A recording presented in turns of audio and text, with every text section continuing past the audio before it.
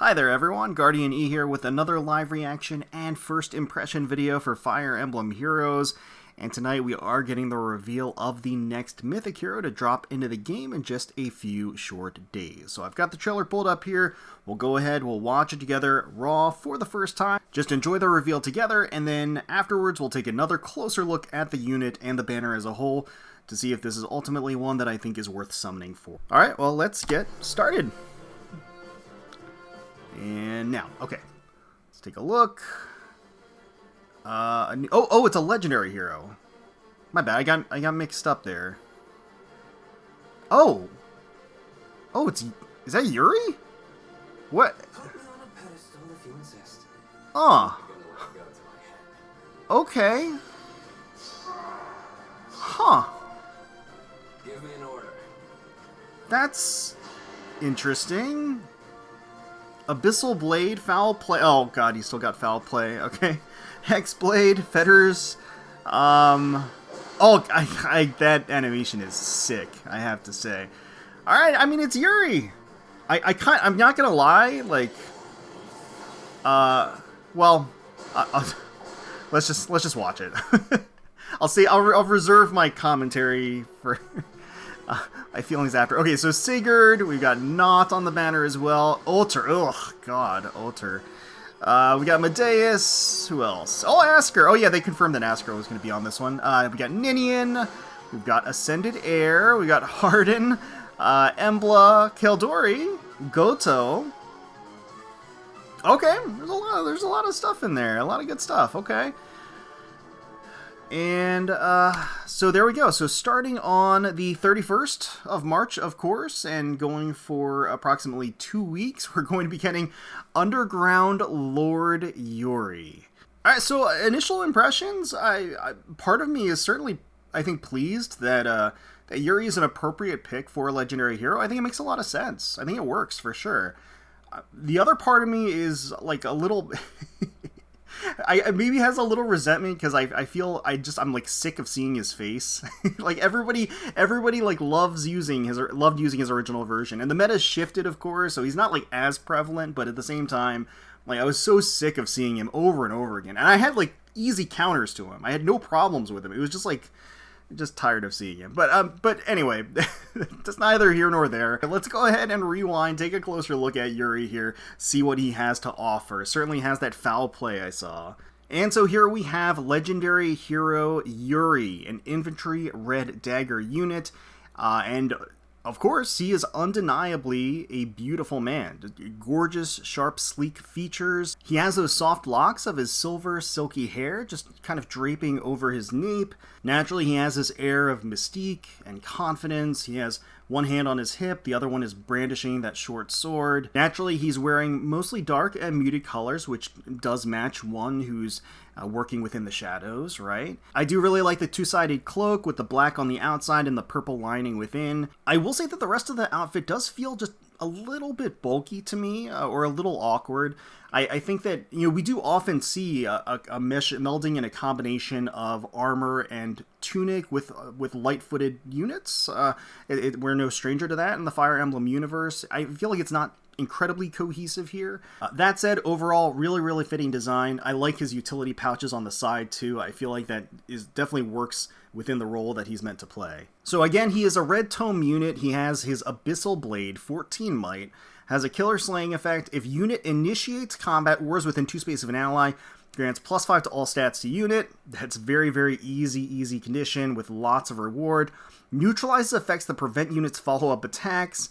And deals damage equal to 20% of unit's speed, so he gets some true damage built in there, including when dealing damage with a special triggered before combat. So even if he's using an AoE special, he'll also get the benefit of that, and reduces damage from foes' first attack by 30% during combat. So naturally, he is going to be a very speedy unit. That seems to be kind of the name of the game. He is going to be offensively based, and he's going to take advantage of that surplus speed to be able to naturally double. His weapon is going to stop the enemy from stopping him from doubling, and naturally, and then he's also going to get a nice little true damage boost to all of his hits.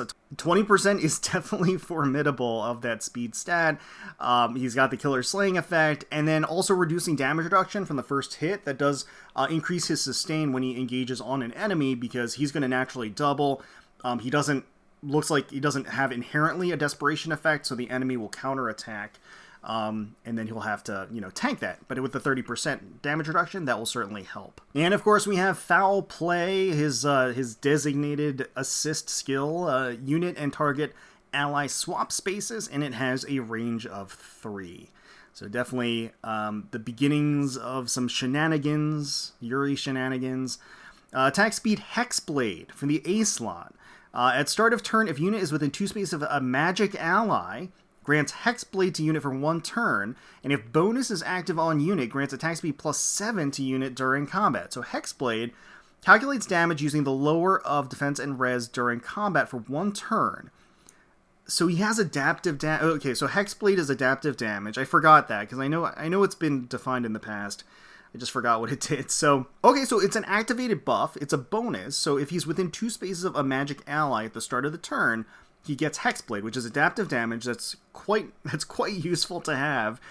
And then if bonus is active on unit, which would include Hexblade, grants attack speed +7 to unit during combat. So he effectively fulfills all of the conditions of attack speed Hexblade by being within 2 spaces of a magic ally. Now, obviously, we have skills that will prevent activation of skills at the start of the turn, right? So there is that. So technically, you could have a scenario in which, even though if you're within 2 spaces of a magic ally, the Hexblade won't proc, for example. But that being said, in most scenarios, he is getting Hexblade on himself, which is adaptive damage with that condition, and also then getting +7 to attack and speed. Not bad. So we have Seal Speed 4 for the B slot, inflicts speed -4 on foe during combat, and if no effect neutralizes penalties to foe's speed, inflicts penalty on foe's speed during combat equal to 7, minus current penalty on foe's speed. So, and then also inflict special cooldown charge -1 on foe per attack during combat if there is a penalty active on the foe's speed, which in this case,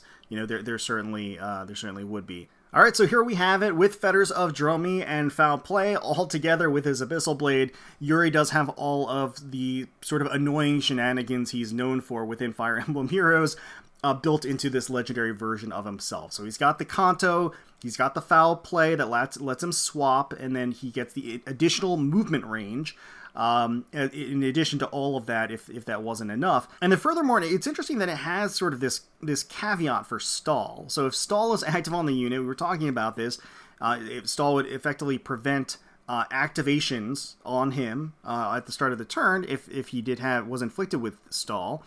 It neutralizes his additional movement space, but then he actually gets a separate buff. So rather than him being completely helpless, it actually does provide him with some utility. If he does have stall inflicted on him, he does at least get a -4 to all stats on foes within 2 spaces during combat. So he'll actually enjoy, if he does get immobilized, I guess, at least as far as Yuri is concerned, in that he doesn't get that additional movement tile, he will instead just get -4 stats to all stats on his opponent.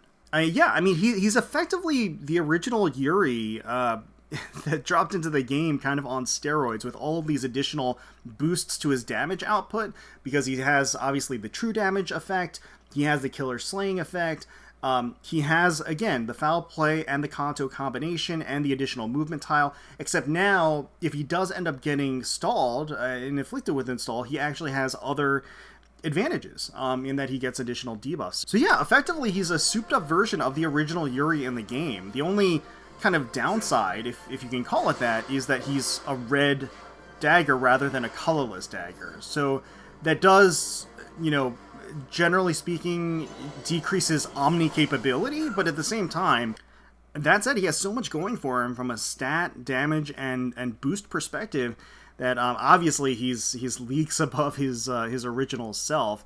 And here they're showing him tank a hit, so he has damage reduction built in as well, which is that's not nothing either, because that means that he can effectively enemy phase in many instances, because he's going to be powerful enough to one-shot enemies as well. So naturally, we've got Yuri on red, and he is going to be debuting alongside Legendary Sigurd and Emblem. That's a really good color, full of annoying characters. Full of characters that like give additional movement tiles and do all kinds of annoying things on the map. Yeah, so all three of those characters are going to be very, very good to have if you don't already have them. Red is looking very strong on this banner. If we take a look at green, so green is going to be Legendary Ninian, it's going to be Ascended Heir, and it's going to be Otter. So, personal bias aside, because I think Otter is the worst thing to happen in Fire Emblem Heroes as a character, he's still a solid unit. I mean, that's undeniable. And Legendary Ninian is obviously very strong as well with her dance and refresh shenanigans for herself and her allies. It's quite oppressive. It can be. And then Ascended Heir is very good as well. Although Ascended Heir, of course, is a regular hero in the regular summon pool, so she's not limited in any way. I think that does drag back the color a little bit. Otter's also not a spring chicken. I mean, he's not a new character, I would say. He's not old either, but he's not like super new. So I wouldn't say that Legendary Ninian carries the color, but I think she is the strongest prospect from green. All right, so colorless is going to be Asker, Medeus, and Goto. Ooh, that's a really strong color. That's like as strong as red. All three of those units are exceedingly powerful. All three of those units are actually like super tanky. Like they all have sort of that uber tank role in different ways, right?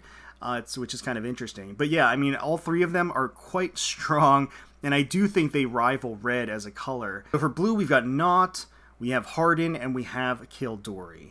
So right out of the gate, I mean, Kildori and Hardin, two of them are not limited. They're in the regular pool, albeit they're recent units, and they're really, really good. They've got great stuff. So, it's not an open and shut case, but in terms of like an overall value prospect, I would say that blue definitely has the least to offer in terms of the limited nature of the characters. Naut, even though she is a mythic hero, she's appeared on several banners when she debuted. You could spark for her. So there's been a lot of opportunities to get Naut. Obviously for newer players that's not the case, but I think for longer standing players anyway. So blue definitely overall I think has the lowest value prospect on the banner.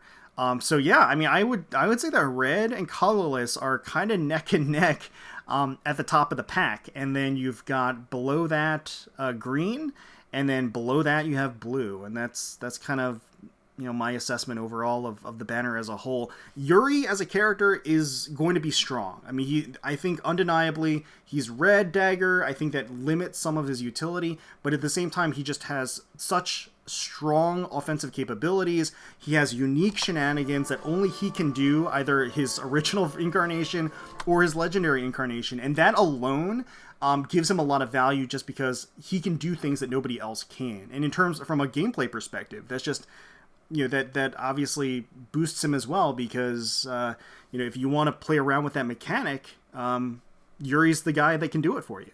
So I gotta say, for me personally, this banner has a lot of value because I don't have any of the units on red, and I don't have any of the units on colorless, and those are the two best colors on this banner. That being said, out of all of those units, I only really want Asker and Goto, if I'm being perfectly honest. So given that, in all likelihood, I'm probably just going to do the first circle and dip, but I don't know. Plans could change, certainly. Let me know in the comments below if you're excited for Yuri as the legendary hero. Let me know if you called him. Let me know if there were already guesses out there and you already called that Yuri was going to be the legendary hero. Let me know if you're excited. Let me know if you're summoning on this banner and who your targets are going to be, what your colors are going to be when you're summoning. Good luck to all of you summoning out there. Hopefully you all enjoyed the video. If you did, please feel free to leave us a like, comment, and subscribe to the channel for more Fire Emblem Heroes content. We thank you all so much for watching, for taking time out of your day to spend with us. We really do appreciate it. And until next time, let's protect those skies.